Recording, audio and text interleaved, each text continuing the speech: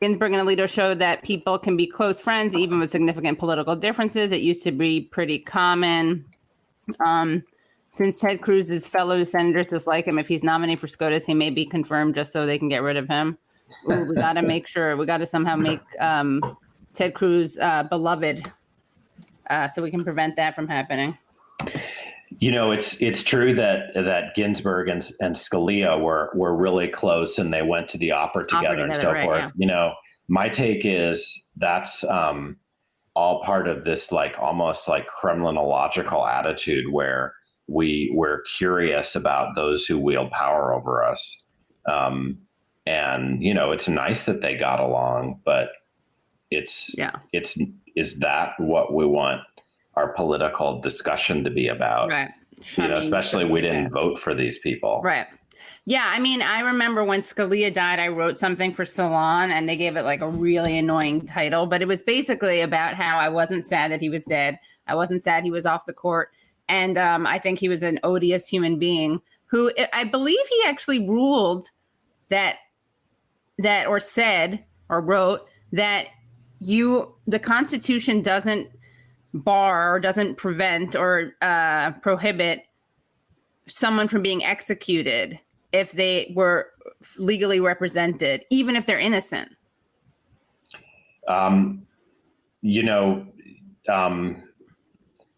that may be. I mean, it's very possible. You know, he was an originalist, which means that, you know, the Eighth Amendment, you know, barring cruel and unusual punishment, he thought that couldn't include things, you know, that changed morally since the 18th century.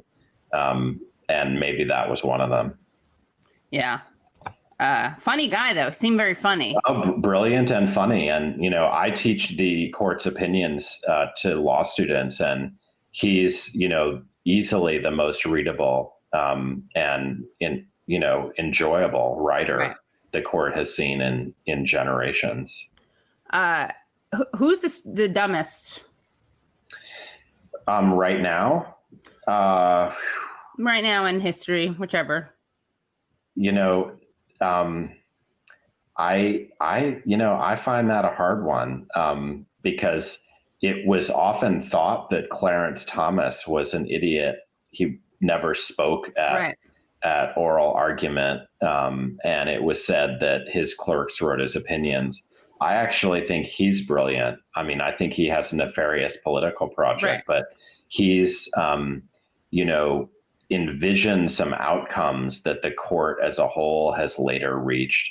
And a lot of the dismissal of him was a kind of liberal racism. Yeah. And so I don't know. I mean, these are all smart people. That's a scary thing, right?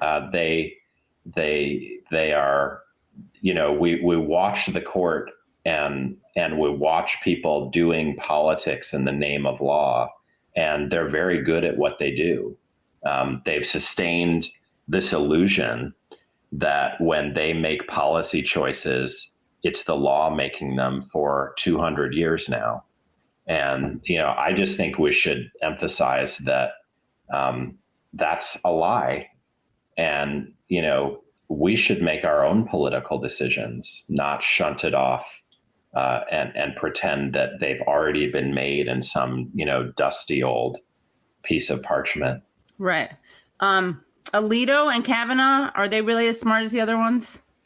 Yeah, they're smart guys. I mean, I have trouble ranking them because they are good at what they do.